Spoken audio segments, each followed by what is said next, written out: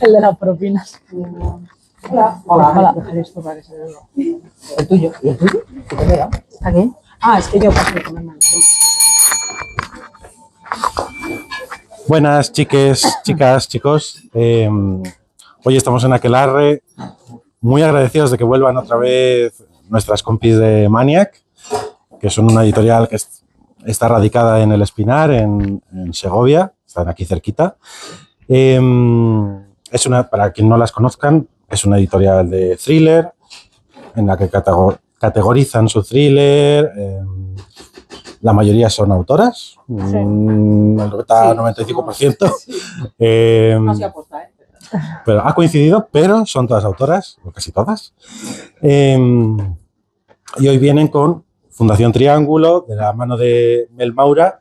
Ellas son Ana y Ana, Ana Novak y Ana Castillo. Sí. Bien. Voy a dejar el... Y después de la primera charla, que fue Las mujeres que matan, en el que trataban un poco el rol de la mujer en los thrillers, en las novelas negras, en el asesinato, hoy vamos a hablar sobre cuando los colectivos se rebelan. Un poco sobre los thrillers que tienen presencia de personajes LGTBIQ+.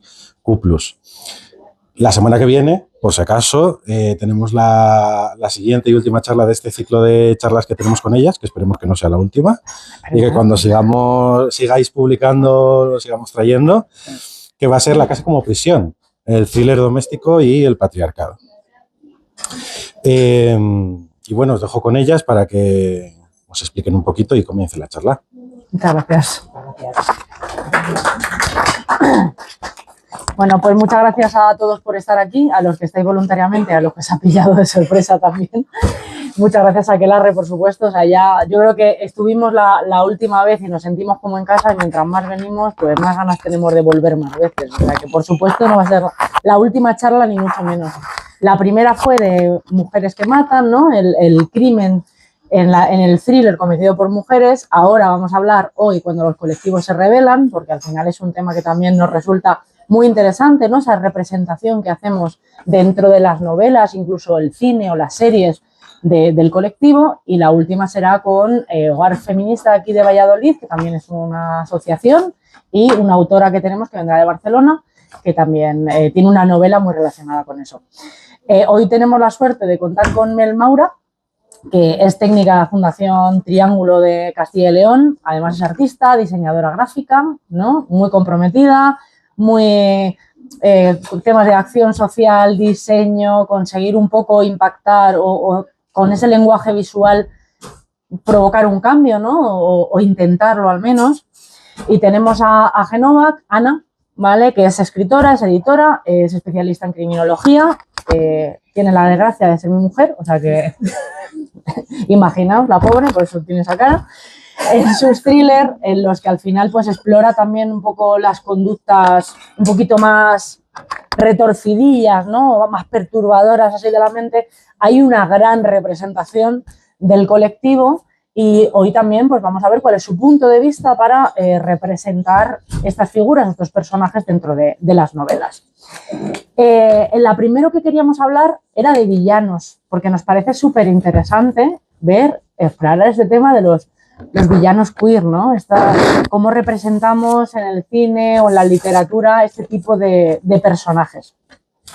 Si yo os digo que en 1930, que esto igual algunos lo sabéis, pero igual otros no, se creó la Motion Picture Code, que lo llaman el Código Hays, en el que se prohibía expresamente la representación homosexual dentro de las novelas o dentro del cine, ¿vale? Esto provocó lo denominado queer coding, o esta codificación de los personajes dentro de las novelas. Esta manera que tenemos muchas veces, o que nos hemos encontrado cuando hemos visto películas o series o hemos leído algo en el que hemos encontrado un personaje que no es abiertamente homosexual, pero deja entrever ciertas conductas que nos hacen dudar, ¿no? Esta codificación que hacemos. Si yo os hablo de los villanos de Disney, ¿qué se os viene a la cabeza? ¿Vale?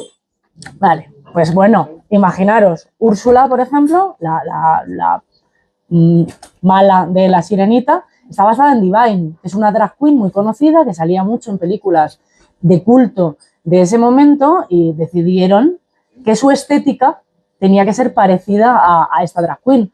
O por ejemplo, si hablamos de Scar, este famoso león, ¿no? Bueno, pues al final lo que se buscaba o lo que buscaba Disney dentro de estos personajes era retratar lo que ellos consideraban que eran rasgos y estética del colectivo o gestos del colectivo para representar a esos personajes que, por supuesto, acababan teniendo siempre su castigo. En todas las películas, el malo de Disney siempre acaba sufriendo su castigo. Entonces, era una manera de, o pretendían que fuese una manera de significarse o apoyar que en realidad estaba perpetuando más estereotipos y bueno, pues también estamos hablando de hace muchísimos años, no es fácil. Y bueno, pero esto que empezó en 1900, sí es verdad, los últimos no, pero bueno, o sea, si hablamos de Elsa, pues todos tendremos ideas, ¿no? Aquí o lo que se nos ocurre que puede pasar con Elsa. Hablando de personajes codificados dentro de las novelas, tengo que hablar de El talento de Mr. Ripley, de Patricia Highsmith. Si habéis leído esta novela, pues sabréis que el protagonista es un personaje queer, ambiguo, que además se mueve en la moralidad, en el crimen, o sea, es un personaje que realmente es un villano, ¿vale? Es malo. No se mueve en la parte de la decencia. Yo quiero preguntarte a ti, la primera como escritora, ¿vale? Desde tu punto de vista, ¿te atreverías a crear un villano queer? Y además, si lo haces, ¿cómo manejarías un poco la tensión esta entre la complejidad del personaje y evitar que caigan estereotipos que sean dañinos para la comunidad? A ver, es que para empezar, Patricia Highsmith vivía en otra época completamente distinta a la nuestra. Entonces, ella misma era lesbiana y vivía dentro del armario, porque vivía muy encorsetada. Entonces, claro, creo este personaje, Ripley es un personaje que su ambigüedad también es igual de ambigua en su moral, tanto como en su orientación. Y esos son los estereotipos que había en esta época, que se identificaba lo queer con lo negativo, con lo dañino, con lo desviado. Entonces, ella misma cayó en esa trampa a pesar de ser lesbiana. De hecho, ella, supongo que muchos lo conocéis, el libro El precio de la sal lo publicó bajo seudónimo, porque era una relación de dos mujeres. Bueno, lo publicó bajo seudónimo también porque su editorial no quería publicarla, aunque vendió millones de ejemplares, supongo que luego se arrepentirían. Y 30 años después la reeditó ya con su nombre y con el título de Carol, que supongo que os suena un poquito más que El precio de la sal. Pero aún así Patricia Highsmith estuvo muy, muy atormentada por su propia orientación, porque muchos autores de ciertas épocas luchaban contra esa parte negativa que les hacían creer que tenían por ser gays. Entonces, yo si creara un personaje queer villano, es que realmente no es irrelevante que sea gay, o que sea lesbiana o no sea lesbiana. Para mí es totalmente irrelevante. No hay que casar que sea villano con que sea queer, como tú has dicho, como han hecho los de Disney. Para mí no tiene nada que ver. Entonces me daría igual. Tengo pseudo villanos. Es que no me parece algo que haya que relacionar. No es importante.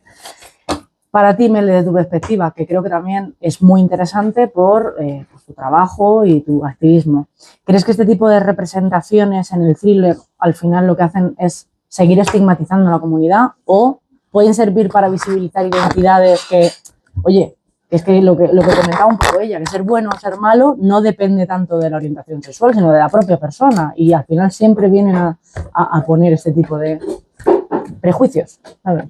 Pues yo creo que depende del enfoque y del contexto desde el que se escribe el personaje. Pues históricamente, como habéis comentado, los personajes LGBT o que creemos que son LGBT siempre han salido como de un contexto de marginalidad, de mucho dolor, de que la sociedad no les entendía y al final estos acaban perpetuando pues, unos prejuicios que hemos ido arrastrando desde hace mucho tiempo la comunidad LGBT, pero como tú decías, o sea, es que al final da igual que crees un villano o un personaje bueno o uno que esté en medio y tenga una moralidad flexible, lo importante es dejar claro que la identidad de género y la identidad sexual no tiene nada que ver con ser bueno o con ser malo.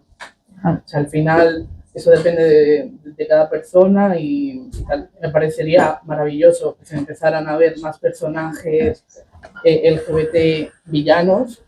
O sea, Yo también, me claro, gustaría. o sea, que su historia y su contexto no tuvieran nada que ver con ser LGBT y que se empezara a normalizar que no tenemos que ser, ojalá sí, pero no tenemos que ser fastopper en la vida. Ya.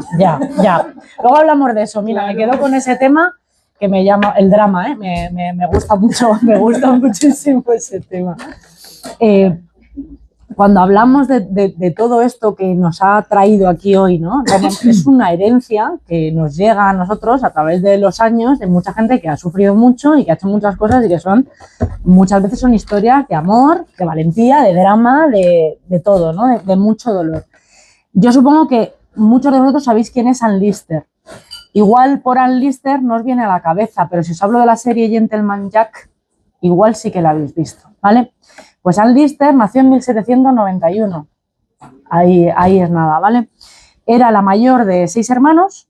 Al final, bueno, fallecieron y se quedó ella y su hermana pequeña y se dedicó a gestionar todas las tierras. Era terrateniente en Gran Bretaña y gestionó todas las tierras de su familia. De hecho, se vestía como un hombre y en Halifax, que era la zona donde trabajaba, la llamaban el caballero Jack, Gentleman Jack. Se enamoró de una noble y escribió más de 7.000 diarios, ¿vale? Codificados. La verdad que la mujer era un cerebro, inventó su propio código, su propio cifrado, basado, ¿no? en griego, en algoritmos matemáticos. O sea, increíble que al final no dejaban de ser cartas de amor, pero imaginaros, ¿no? el lío para escribir una carta de amor y tener que codificarla de esta manera. Sufrió mucho, evidentemente, pero fue de las primeras que se casó con Anne Walker, que era esta noble, con votos, anillos en una iglesia, ¿eh?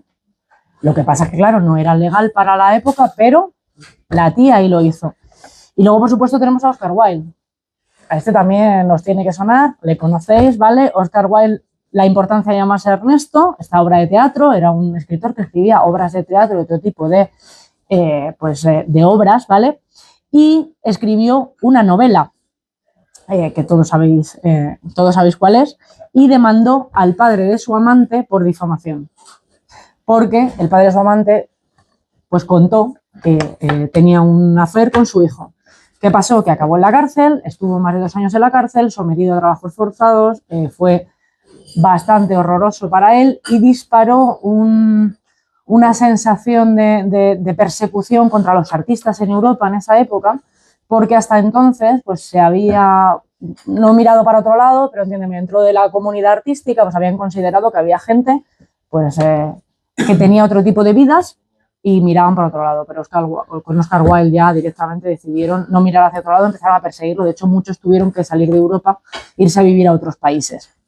Al final, este tipo de historias nos traen hasta hoy, quizá no son las más leídas ahora mismo porque tenemos otro tipo de novelas, otro tipo de películas que atraen la atención y gracias a Dios, ¿no? Porque muchas veces hay mucho drama, de verdad hay mucho drama, pero bueno, pues por ejemplo Ann Lister o todas estas, a lo largo de la historia, muchas mujeres y hombres han explorado ese amor pues con gente de su mismo sexo a costa de su propia seguridad, ¿no? Tú has investigado mucho, además has escrito mucho sobre este tema, porque tienes una serie de artículos que se llaman Lesbiterarias, que por cierto me encanta el título, yo adoro ese título, ¿vale? Para una revista que es bastante conocida y me interesa mucho tu opinión sobre cómo pues estos autores y estas autoras nos han allanado un poco el camino para la visibilidad y para este tipo de literatura. Pues hay muchos, ¿eh? Muchísimo. Hay muchos y muchas. Yo, lógicamente, he investigado más porque la revista Mirales, que es para la que escribo,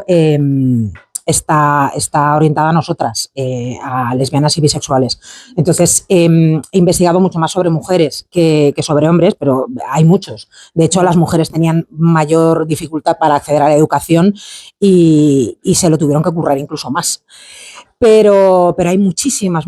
A mí me ha sorprendido la cantidad que hay, desde Safo, que todos conocemos, hasta... Es que hay tantas que tendríamos que hacer una serie solo de charlas solamente para hablar de ellas y tendríamos que ir casi pues, de 50 años en 50 años. Hay muchísimas.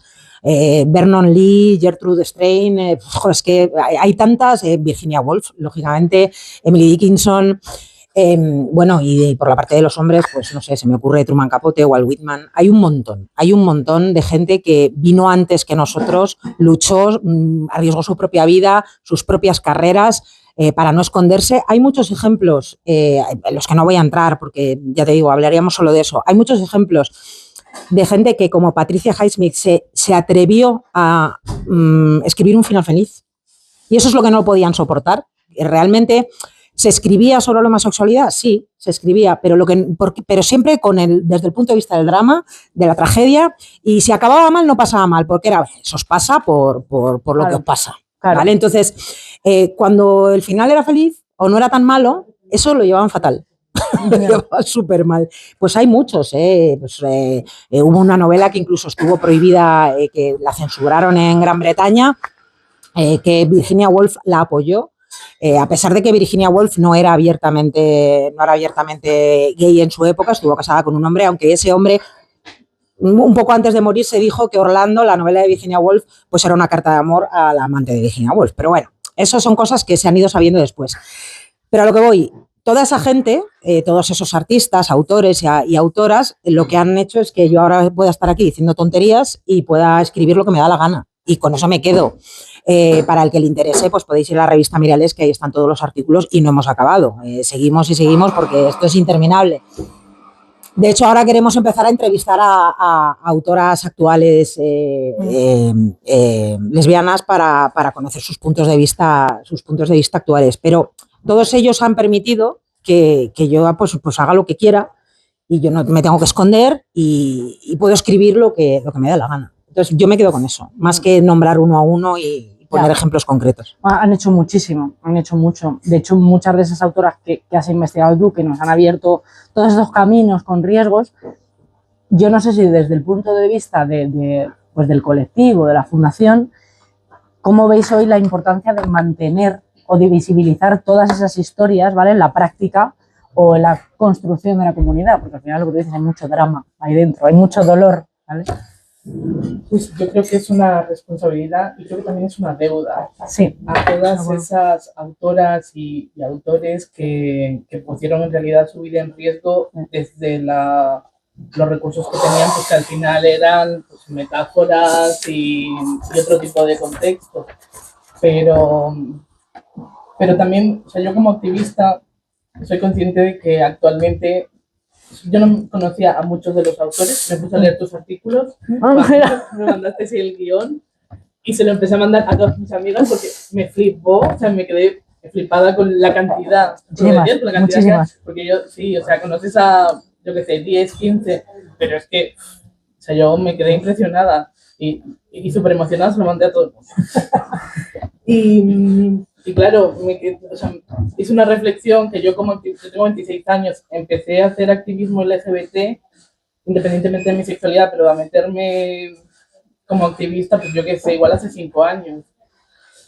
Y no empiezas desde el punto de ponerte a investigar todo lo que hay detrás. O sea, empiezas a las manifestaciones, a actos, a visibilizar y tal, y sobre todo las nuevas generaciones, incluyendo Fundación Triángulo. Cuando hacemos actividades siempre es como todo muy, muy actual, no se hace esa reflexión y esa mirada hacia atrás.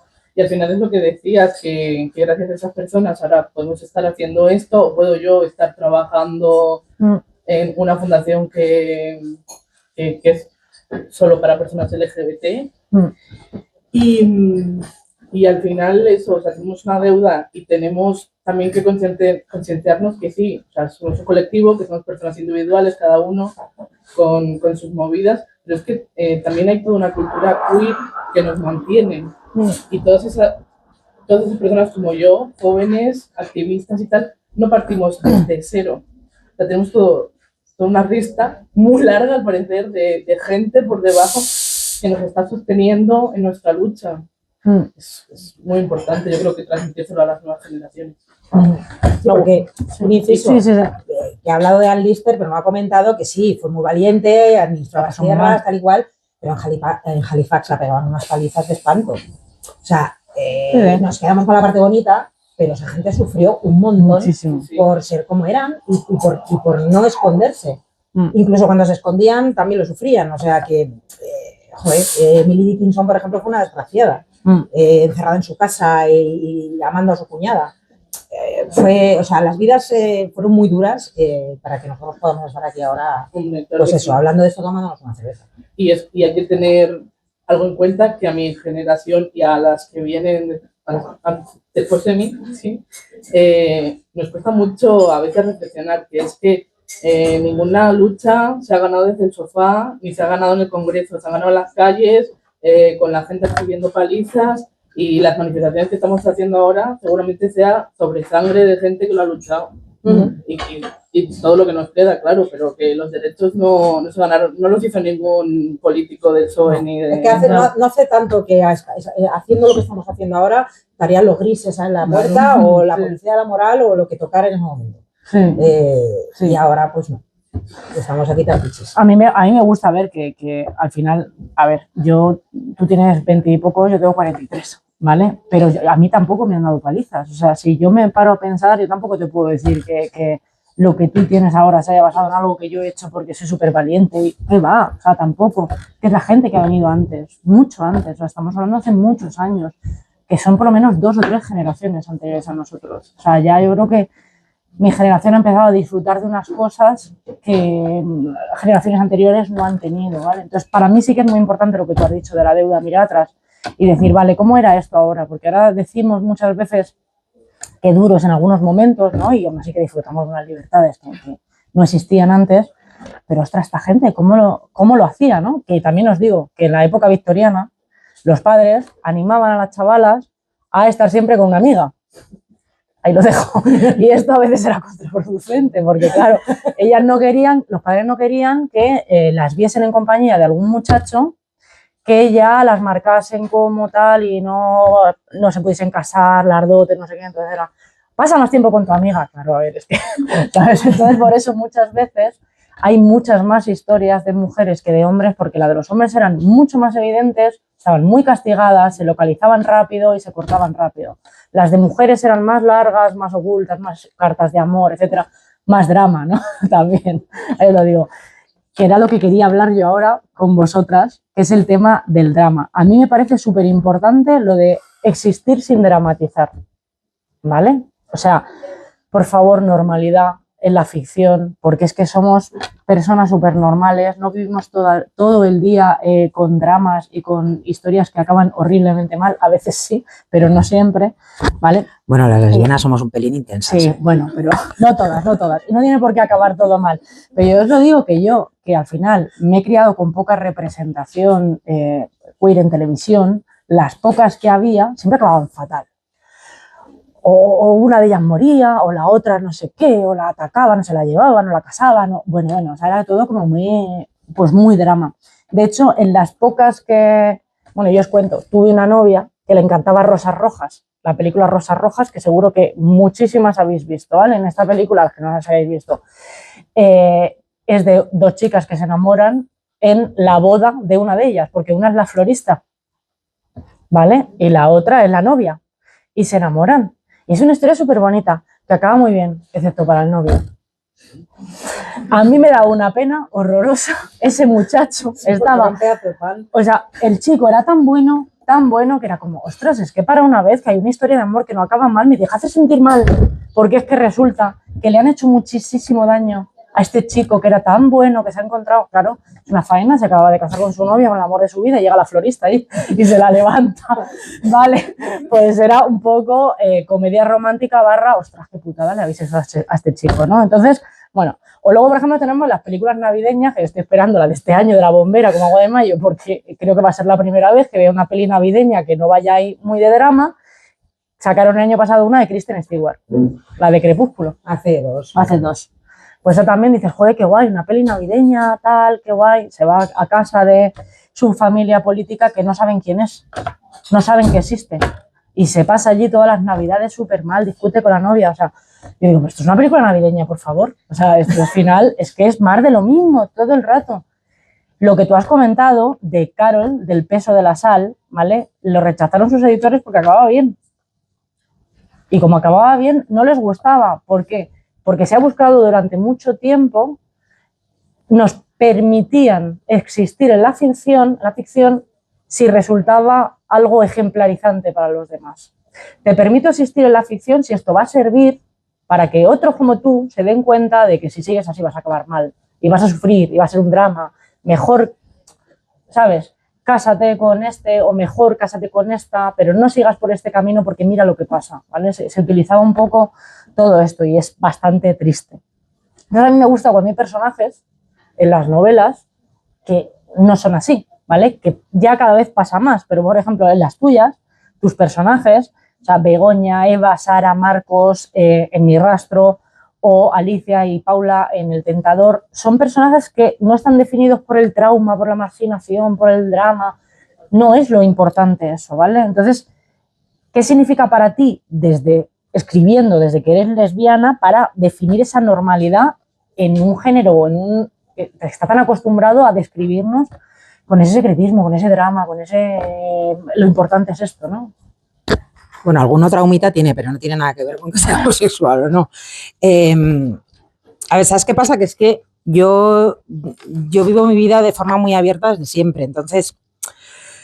y aún así todavía hay gente que cortocircuita, que nosotros no nos casamos hace tanto tiempo y madre mía, nos reíamos con la gente que organizó la boda, pero vamos, lo más grande, porque cortocircuitaban. Ah, ¿que os casáis el mismo día?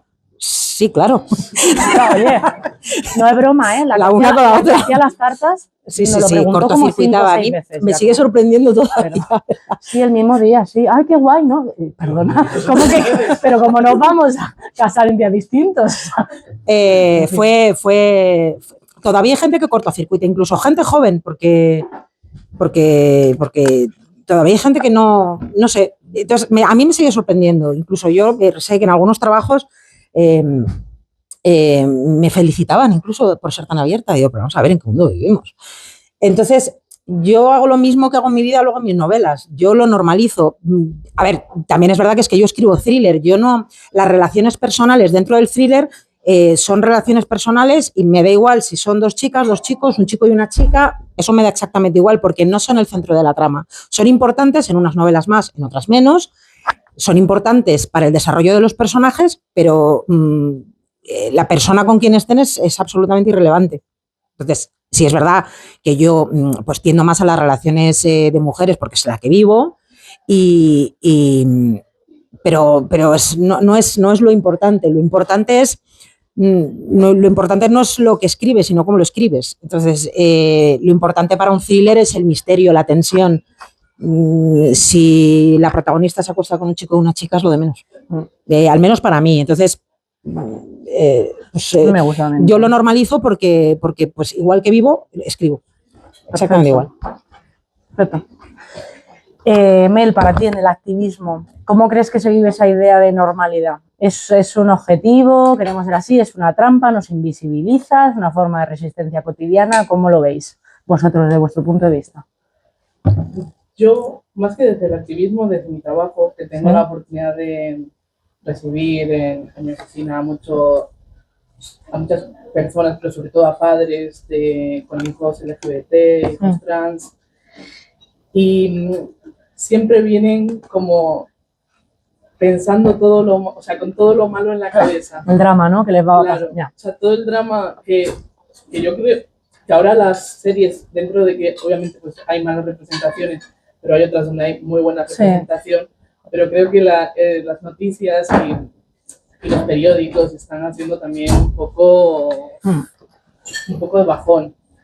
Y ellos vienen como con todo lo malo. Y lo primero que yo tengo que hacer con ellos es como tranquilízate, que no, o sea, piensan que con 10 años pues sus hijos se van a querer operar porque es una niña trans y no, tu hijo no sabe nada de esto. Tranquilízate, claro. Empieza a rebajar. No le van a dar palizas en el colegio, tranquilo. Puede que sí, pero no. Esperemos que no. Claro. Y viene todo eso de la mala representación y un poco de que eso, venden como nuestras tragedias, venden, ¿no? Las venden, claro. Sí. O sea, son objeto de noticia y al final es con lo que se queda la gente. Yo lo entiendo desde el punto de vista de los padres, porque los padres pues, siempre intentan ir a la sobreprotección. Normal. Pero desde el activismo pues sería maravilloso que estuviera todo pues normalizado, y desde el punto de vista de las personas LGBT no normalizado, un poco como nos quieren imponer desde la heterosis normalidad, Sí. que en realidad eso no es nuestra normalidad. No. Pero pues es una lucha por conquistar muy a largo plazo. Un equilibrio, ¿no? Tenemos que llegar a un equilibrio. Entre existir y normalizar, pero sin Eso es. desaparecer lo que ellos quieren. Y yo te voy a hacer una pregunta que no está preparada. ¿No? Toma. ¿Sabes qué? Así que te voy a fastidiar igual. ¿Crees que estamos yendo para atrás? Con los tiempitos que corren últimamente. A ver, es innegable que hay una tendencia de extrema derecha y unos discursos de odio que calan, sobre todo en los jóvenes. Estamos yendo para atrás. Estos últimos años, pues es que no sé qué decirte. No sé qué decirte porque es que lo de las tendencias y las modas, yo creo que vienen y van. Ahora hay una tendencia, pero es que es a nivel mundial. O sea, América, Europa. Es que puede que dentro de 5 años esa tendencia cambie y cambie. Ahora mismo, pues sí, hay 300% más de agresiones. Que tuve la charla con la policía el otro día. Terrible, ¿eh? Terrible ese dato. Es terrible, pero son el 300% más que se han denunciado. Vale, antes es que no claro, habían claro. esas denuncias. Es que Claro, esos son los pero sí datos. que había las agresiones. Es que esos son los datos que hay que revisar porque generan miedo. Eso Que al final es. eso te genera un miedo. Dices, hay un 300% más de agresiones. Hostia, pues no salgo de casa, ¿sabes? Porque, Pero, Mel, claro. ¿no crees que puede que haya aumentado debido al ambiente así de agresividad que hay ahora, pero por contra se reacciona más que antes? Quiero decir, antes podían estar agrediendo, dando una paliza, insultando a alguien en la calle y nadie decía nada, todo el mundo callaba y continuaba su camino. Yo creo que ahora, yo personalmente creo que no estamos yendo para atrás, ni con el colectivo, ni con las mujeres, pero sí se ha ralentizado el avance que parecía que iba a toda mecha, y eso sí creo que se ha ralentizado, pero por contra creo que nos callamos menos. Que ahora vemos una agresión verbal en una conversación normal, vemos a alguien haciendo el típico chiste de marica, no sé qué, y no nos callamos. Me parece a mí. Pero es que los datos, o sea, son como desde que entró la ultraderecha y empezó con los delitos de odio. No es que sea algo de hace 20 años, que es lo que a mí me toca cuando me hacen entrevistas y tal. Que es como, sí, han aumentado las agresiones. No, o sea, tú no sabes lo que han aumentado las agresiones porque hay mucha gente a la que agreden, a la que acosan y que no denuncia. Incluyendo cuando vienen a nosotros, que les contamos todas las posibilidades, deciden no denunciar por lo que sea, poniéndoles el acompañamiento, todo lo que nosotros podemos poner en su mano. Hay mucha gente que al final no decide denunciar, es que no sabes en realidad toda la gente que ha sido acosada, pero ahora lo que sí que sabes es la que está denunciando. Hace 2 años, por ejemplo, Castilla y León tenía las denuncias por delito de odio más bajas de toda España. O sea, no es porque aquí no haya delito de odio, es porque la gente no denuncia. O sea, la delegación del gobierno nos mandó a dar charlas a la policía para concienciarles para cuando vayan a denunciar personas. Es como, bueno, igual desde reunirme yo con 30 comandantes de la policía no puedo solucionar nada, que son señores que se van a jubilar dentro de 2 años. Así que no. Por más sensibilización que haya, porque mira, nosotros vivimos en el Espinar, que es un pueblo pequeño, ¿vale? Y allí tenemos Guardia Civil y tenemos policía local y conocemos casos en los que ha ido alguien a denunciar a la Guardia Civil y Guardia Civil prácticamente, pues no sé si tenía la cabeza en 1960, pero le ha dicho prácticamente tira para casa, ¿sabes? Y han tenido que pues ir a la delegación y empezar a escalar eso. Claro, luego pues la hostia que le ha caído al Guardia Civil se ha debido sonar pues en todo Segovia, ¿no? De que le ha caído de arriba, porque les dan unos cursos precisamente para no ser tan borregos, perdonadme la expresión, o sea, es que a mí es que no cuento, es que este caso no es un tema de el colectivo o que hayan agredido a una mujer, es que agredieron a 2 niñas de 12 años en el pueblo. Hubo en la piscina unos tocamientos de un señor a 2 niñas de 12 años. Entonces van los padres a denunciar a la Guardia Civil del pueblo.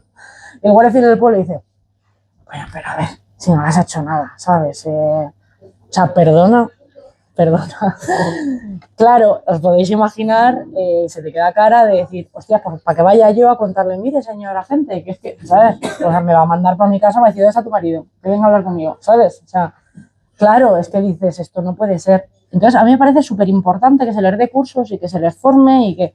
Pero es que hay algunos que tienen el cerebro impermeable totalmente. Entonces me parece que tiene que haber también un relevo generacional en esta gente, porque son puestos, porque tú dices, si le queda 2 años para jubilarse, pues está el hombre para escucharte a ti, ¿sabes? Pues, Yo tengo que decir que hablé con un tema, con la jefa de delitos de odio del operativo de delitos de odio y especializada en delitos contra el colectivo LGTB. Y claro, era una chica, primero era una mujer policía, era una chica, era una mujer joven y además nos comentó que además estaba sensibilizada porque su hermano pertenecía a... Claro, si se tienen que dar tantos... Ya. Alineación planetaria. Una gente pueda ser, pues quizás es que tiene, pues eso, claro, pues que no debería, pero es que van como 30 años atrás en todo, porque si con el tema de las mujeres, de las agresiones a las mujeres, todavía nos encontramos ciertas cosas, y mira que ahí no es solamente que gente como Mel vaya a darles cursos y tal, porque es que resulta que no han conocido a nadie del colectivo en su vida, es que tienen madres, hermanas, tías, primas, mujeres, y aún así todavía, ¿no? Te pasará a ti en tu fundación, que diréis, pero bueno, vamos a ver esta gente en qué siglo vive. Pues es que creo que hay muchos, desgraciadamente en este país todavía queda mucha gente que va mucho más despacio. Entonces dentro de 20 años yo espero que esto mejore. Nos hemos ido a perdonar de la charla, pero al final nos ponemos a la culpa tuya, que me parece maravilloso, me encanta. Para ti, te voy a hacer una pregunta. En esta sociedad que nos gusta mucho el drama, volviendo un poco a retomar lo que hablábamos de el existir sin dramatizar, ¿no?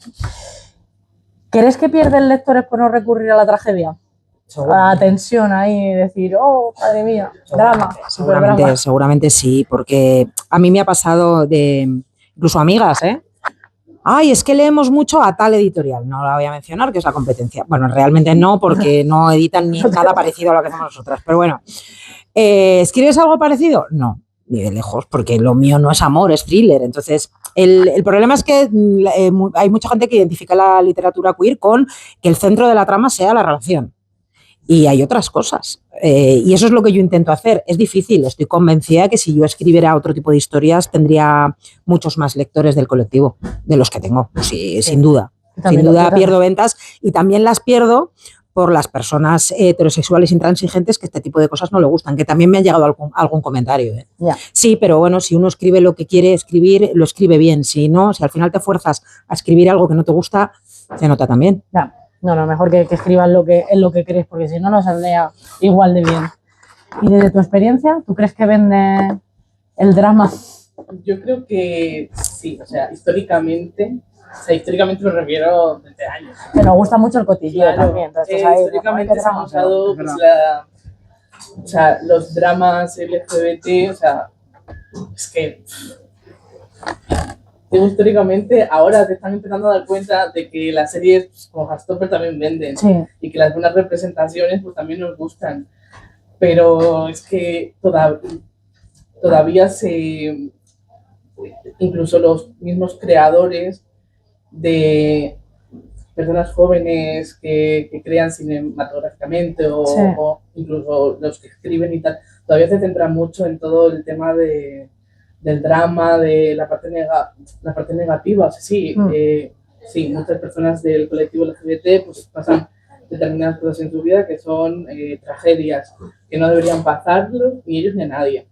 Pero es como lo que se extrae y luego no se extrae lo bueno, es un poco como mi trabajo. En mi trabajo pues hay muchas cosas malas, gente que viene por agresión, pero luego vienen familias súper majas, vienen gente joven LGBT que es maravillosa, y que es pues un rayo de luz, pero sí, o sea, y sobre todo porque yo creo que también es como lo que decías antes, son gays, pero mira, les pasan cosas malas, así que bueno, les disculpamos por ser gays. Claro, o sea, el castigo, ¿no? Claro, o sea, la mirada... Es que yo también creo que los creadores de todo esto buscan a veces empatizar con el colectivo, porque es verdad que a día de hoy todavía muchos tenemos ese tipo de historias que las hemos vivido. Entonces creen que si los personajes tienen esos dramas y tal, vas a empatizar más, vas a consumir más ese tipo de cosas y a veces funciona, ¿no? Porque es verdad que ves ahí dramones terroríficos, pero también como tampoco tenemos tanto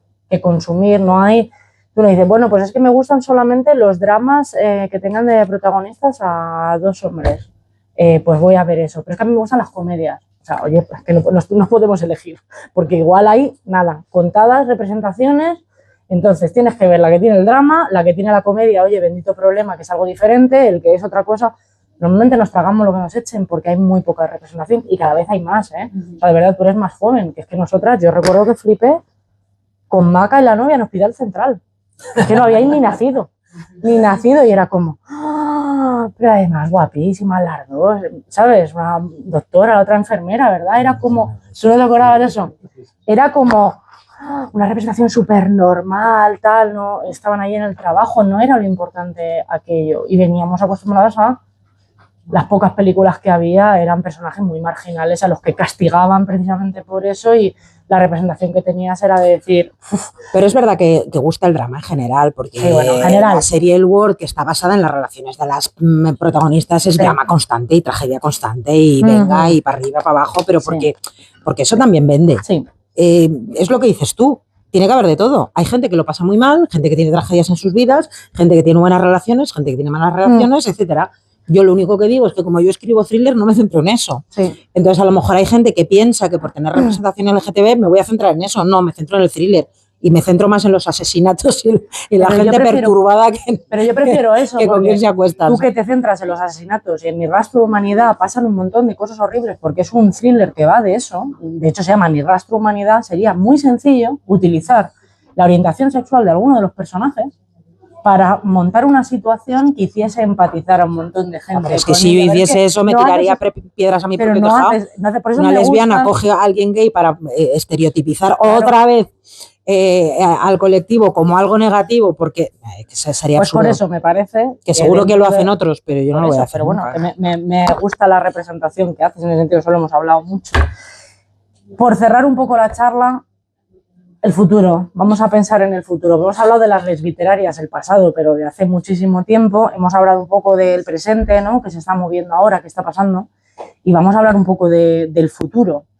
¿A ti qué te inspira más? Un poco estos gestos del pasado, las lesbiterarias, todas estas autoras y autores, o nuevas formas de rebeldía para el futuro, de disidencia, de cosas que van a hacer gente joven como Mel o más. Con siguientes generaciones. Yo, ambos, por supuesto, porque lo que hemos dicho antes, sin los que han venido antes no estaríamos aquí. Yo lo que... Y sin los que vienen después tampoco. Yo, antes lo has comentado, yo sueño con un futuro en el que no tengamos que estar hablando de esto, en el que la charla se titule... cuando los colectivos se rebelaban. Claro, que no haga falta, que hablemos de esto, que no seamos un tema de conversación, ni un recurso político, ni que no seamos nada, que simplemente, pues eso, que lo que he dicho antes, que lo importante sea cómo lo escribes, no lo que escribes, que no haya necesidad de que haya librerías como por ejemplo la librería Berkana no sean necesarias. Que hoy por hoy siguen siendo muy necesarias porque siguen siendo un refugio de muchísima gente, igual que Aquelarre aquí, que estos refugios no sean necesarios, que sean simplemente sitios donde te gusta estar, pero no donde tengas que refugiarte porque siga siendo necesario. Yo es lo que sueño y por eso lo intento con mi pequeño granito de arena, viviendo mi vida con total normalidad. Le pese a quien le pese, si levantan la ceja me da igual porque es que ni te voy a mirar, porque si a ti te importa mucho con quién me acuesto, a mí me importa un bledo con quién te acuestes tú. Entonces yo quiero llegar a ese punto, que a nadie le importe, si voy cogida de la mano con mi mujer, que no lo solemos hacer porque le incomoda un montón, pero no porque nos miren, sino porque no le gusta cogida de la mano. Claro, y que ese sea el único problema. Me jode el centro de gravedad totalmente, lo de cogida de la mano, llamarme un poco pero es el único motivo por el que no lo hacemos. De brazos sí, como ese tipo de señora, cosas, pueblo, ese tipo de cosas. Sí es verdad que mi mujer es más joven que yo y sin embargo ella pues ha tenido más dificultades que yo a la hora de salir del armario y todo en su día. Yo soy muy bruta, entonces yo salí a las bravas y me daba igual quién me llevara por delante. Pero es verdad que yo tuve mucha suerte, yo no tuve ninguna dificultad con mi familia, ni con algunos amigos sí, pero ya no lo son. Ese fue todo mi problema. Al final se va descartando la gente sola a lo largo de la vida. Y es una pena que gente más joven, porque es verdad que, yo he trabajado con mucha gente a lo largo de mi vida y he conocido a mucha gente joven, pues que se ha encontrado con muchas dificultades y ver que yo siendo más mayor no me las he encontrado me daba pena, porque yo pensaba que es que pues que la tendencia era esta, la mía, y no, me he dado cuenta, por desgracia, que no. Entonces, todavía queda mucho por recorrer y todavía siguen siendo muy necesarios. Sí. ¿Y tú, Mel, cómo te imaginas este futuro super queer, más allá de la tolerancia o de la representación o tal, nuestro ideal, futuro ideal?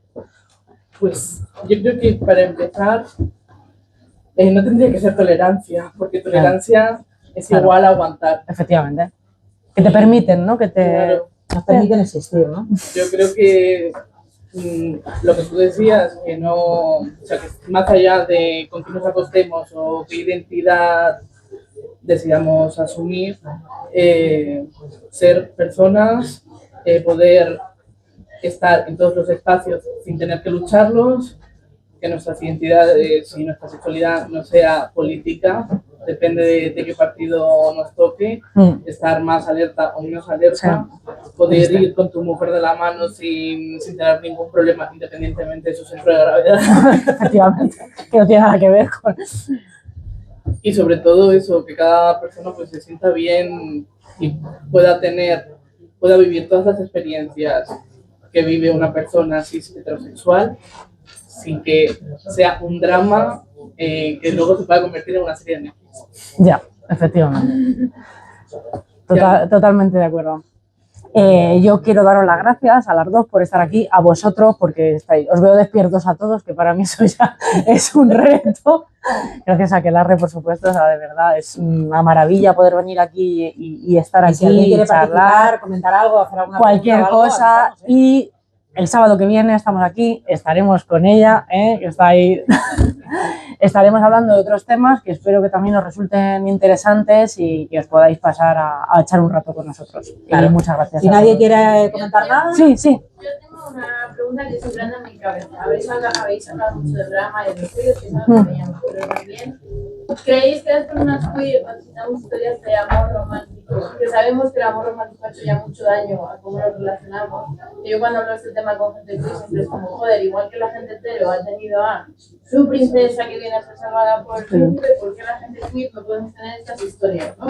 Que yo lo pienso al contrario, que es como, es que siempre recurrimos a esto, pero es la serie como perfecta, porque hay un amor romántico y no mucha noche, pero ¿creéis que es necesario representar el amor romántico en gente queer? Sí, claro. Claro. Que nos hace pupa. Bueno, pero a mí me habría gustado. Claro, a mí me habría encantado en mi juventud tener algo así. O sea, yo me acuerdo de Buffy Cazavampiros cuando Willow y Tara, madre mía, por favor, es que para nosotras eso fue una perdonadme la expresión, una puta pasada. Sí. Entonces me hubiera gustado que hubiera más. Sí. Lógicamente, y yo creo que sí que es necesario, porque todos los y más para las nuevas generaciones, los adolescentes tienen que tener los mismos ejemplos que tienen los heterosexuales, exactamente los mismos. Son más, o sea, no han sido positivos. Bueno, habrá de todo. Yo creo que hay ciertos estereotipos relacionados sin ir a esos estereotipos, claro. La feminidad o mierdas así. La princesa que la salva, ¿no? Yo cuando arrebato de estos temas es como, joder, estos estereotipos ahora nos estamos teniendo que quitar, aprender de ellos. Entonces mejor ya que nos ponemos a representar al colectivo, que se represente desde un punto de amor sano, no un amor romántico tóxico. Dentro de lo malo, como nosotros vamos a tener que construir esas historias ahora, pues... Se puede hacer un revisionado, ¿no? Y evitar ciertos clichés o ciertas cosas que hagan daño a las personas o les encasillen en comportamientos tóxicos o malos para ellos, porque tiene que haber posibilidades de ver un amor romántico que no caiga en eso, ¿no? O sea, Sí. entiendo Nosotros que somos muy fans de una película muy mala, malísima, pero malísima, es un dolor de mala, pero es muy graciosa, sí. porque es de los 90, principios de 2000, Se ¿no? llama Debs, Espías en Acción. O sea, os va a costar hasta encontrarla, pero Sí. son un grupo de chavalas que son... Bueno, ahí hay estereotipos porque van con minifalda, vestidas de colegialas, vale, madre mía de sí, mi vida. Sí, Pero, o sea, sí que hay estereotipos pero mola machistas, porque pero mola la desde el villana. punto de vista No del tiene amor, nada que ver con que sean dos mujeres. da igual. Es una villana y la otra es una agente de una no sé qué secreta que no sé cuánto. Entonces, vale, es verdad, es una mierda la película. Escúchame, el guión es malísimo, pero es muy graciosa y es, pues, ¿qué te diría? Que es una comedia romántica... Sí. Sin caer en esos rollos, pero sí, estoy de acuerdo contigo. Ya me gustaría que hubiese más, pero evidentemente con cierto revisionado de ciertas cosas, porque lo que no podemos es, para tener nosotros lo que no hemos tenido, caer en mierdas que hay otras personas que están luchando todos los días, como pueda ser, por ejemplo, su asociación, en que no caigamos en las mismas estas de tiene que venir a salvarme no sé quién porque es que yo sola no puedo.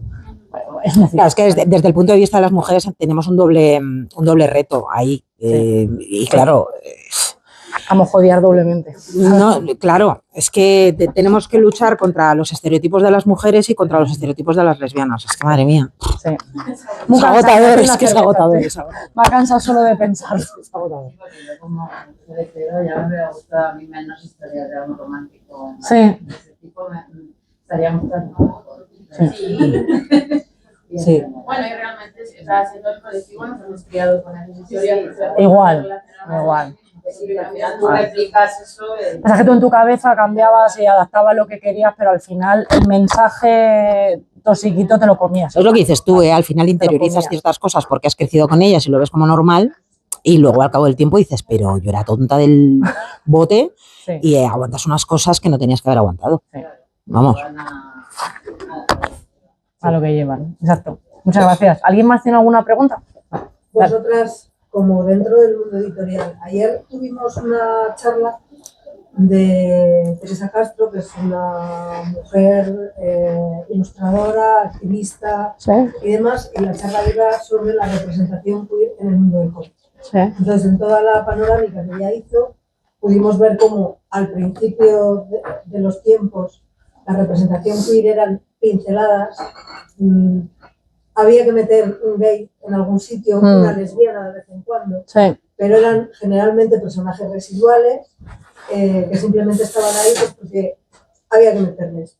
Pero se ha visto cómo el género ha evolucionado y actualmente hay tanto personajes con una entidad propia a los que se califica dentro del colectivo sin que el ser del colectivo sea Lo importante. la importancia que les define, como novela gráfica que se centra en problemática del colectivo, evolución o circunstancias del colectivo. Vosotras a nivel narrativa también habéis visto que esa evolución haya sido así, que ha pasado de pinceladas a cobrar un protagonismo real con un peso que ya... Hombre, yo te diría que sí, porque, por ejemplo, la semana pasada tuvimos aquí a Ángel Alonso, que es un escritor de Palencia, cuyas protagonistas son lesbianas. Yo creo que eso hace 15 años, este hombre heterosexual no le habría dado por escribir unos personajes que están tan bien y que no tienen una importancia en la trama que lo sean, porque le pasa un poco lo mismo, ¿vale? O sea, al final la historia... La historia habría funcionado igual. Habría de funcionado cualquier manera, exactamente sí. igual. Creo que el hecho de que él decidiese que sus personajes fuesen así, pues obedece a una normalización, una evolución dentro del sector. Es verdad que venimos de un sector en el que, como hemos hablado, se codificaba a estos personajes para ejemplarizar, para castigar, para decir, oye, mira, si vas por aquí te va a pasar esto, porque al final la literatura lleva mucho más tiempo que eso y se ha utilizado en muchas partes para educar a la gente o para adoctrinar. Pero es que luego ves cosas, por eso te he dicho antes lo de que damos pasos para atrás, que esto ya no es tanto el colectivo como hacia la mujer, y ves novelas que ganan premios con un contenido que te caes de la silla. Y no voy a decir ni qué editorial ni qué novela, porque todos sabéis perfectamente de lo que estoy hablando. Ni de qué premio, porque todos sabéis perfectamente de lo que estoy hablando. Ni un segundo. Da vergüenza ajena leer las 2 primeras páginas. Entonces, se te queda un poco cara de imbécil cuando dices, joder, parecía que habíamos avanzado un montón. Y luego llega y publican esto. Yeah. iban por la quinta edición. Ya sea por morbo, por curiosidad o por lo que sea, va por la quinta edición. Y a mí, pues desde el punto de vista editorial, eso me entristece un montón, la verdad.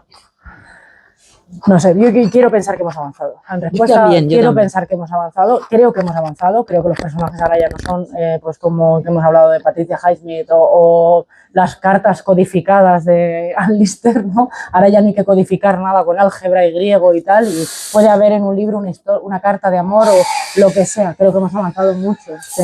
A mí me parece que el ejemplo que ha puesto de Heartstopper me parece muy bueno, porque ha tenido tanto éxito editorial como la serie, y me parece, a ver, yo no la he visto, de verdad, no tengo ni idea, pero sí sé de qué va y sé que trata pues desde el punto de vista sano la relación de los dos chicos. Entonces, a mí eso me encanta. Más de eso es lo que tiene que haber, más de eso.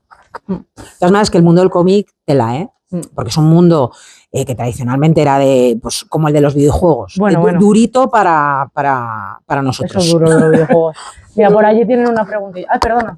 Luego, también en el mundo del cómic se han introducido muchos personajes queer, abiertamente queer, pero también como dentro de estos personajes que son, o sea, los raritos. O sea, y los raritos, la cuota, ¿no? Han metido ahí la cuota.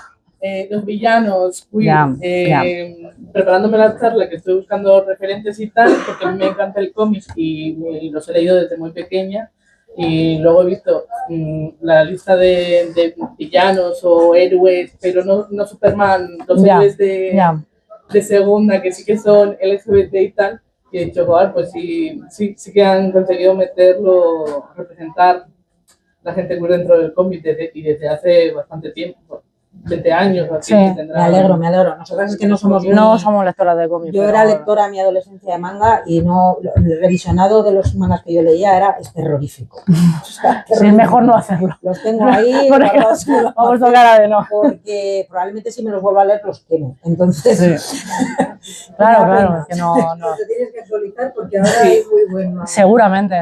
¿Ves? Pues eso es un grandísimo ejemplo. Cuesta encontrarlos, pero los que hay. Claro, un poco hablando además de estas cosas de los tipos de amor y los diferentes y tal, es lo que pasa en el manga. Hay que seleccionar mucho porque además viene de una sociedad un poco como es la sociedad complicada, creada en el crisol de dos bombas atómicas.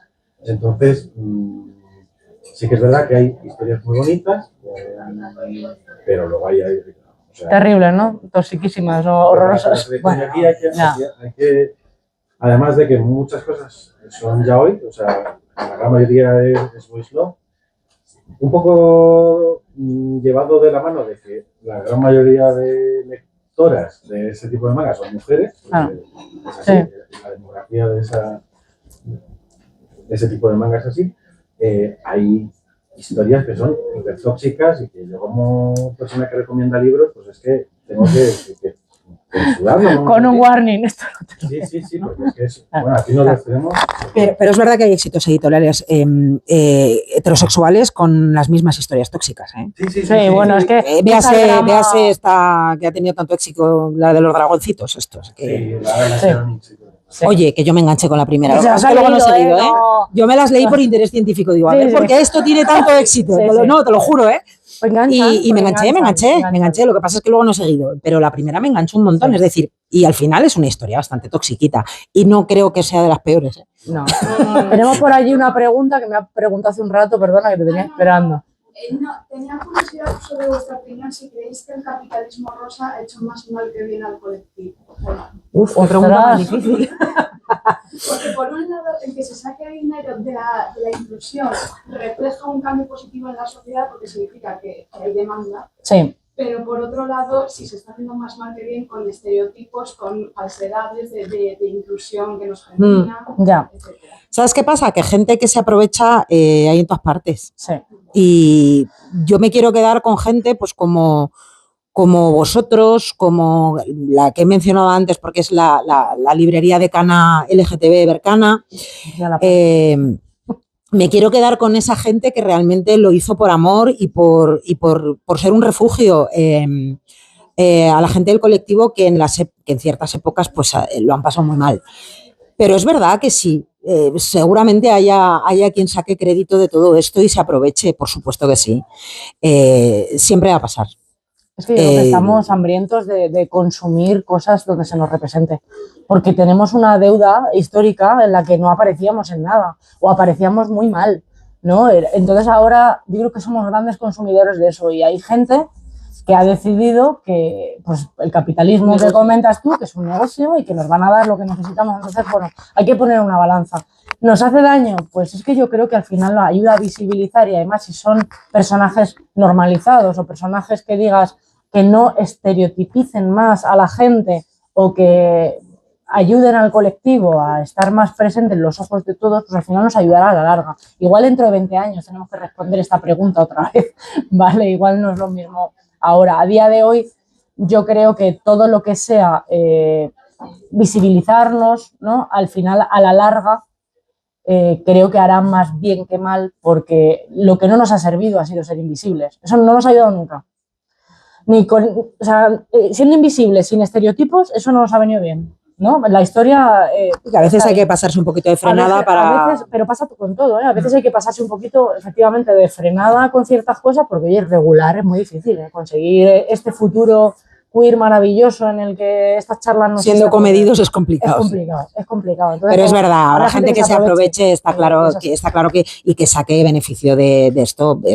Ya lo hacen y lo seguirán haciendo, eso está claro. Y siempre hay que apostar por editoriales como Maniac, que oye, son editoriales independientes que no pertenecen ahí al español. No tenemos premios. No, pero oye, pues...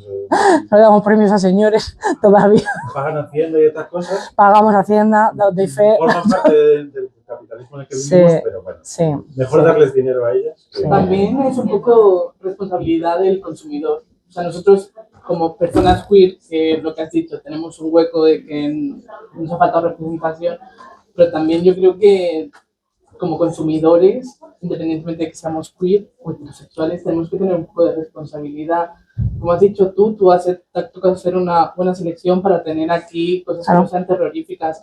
Yo soy una fan del Boy Love y he consumido cosas que son terroríficas y lo peor yo las he consumido hasta cierto punto que he dicho, no, esto ya no. 3 capítulos, pero es que luego me he ido a determinadas librerías y los he visto publicados y he flipado que esas cosas estén publicadas, porque yo al final las veo en Webtoon, pero luego voy y digo, pero me estás contando cómo han publicado esto. Y al acceso de cualquier niño de 13 años. O sea, es que hay cosas que son... Pues lo que decía ella, que al final saben que eso vende, no sé por qué tanta toxicidad vende, la verdad, pero me da pena porque los adolescentes luego se quedan con esos modelos y ostras, y están jodidos. Modelos muy hartos que vienen también de todo, o sea, de replicar las conductas heterosexuales, chungas que ven, machistas y tal, pero replicados en el movimiento LGBT, en las redes LGBT. Sí. Pero eso también es una revisión nuestra como consumidor. Nos queda muchas charlas como esta, desgraciadamente. Espero que algún día no sean necesarias, pero bueno. Pues nada, muchísimas gracias a todos, de verdad. O sea, me lo paso súper bien. Hasta guay, guay. Muchas espero gracias. veros más veces y que podamos venir más veces y charlar con vosotros. Porque es como estar así, ¿no? En casa. Muchas gracias. Muchas gracias a todos.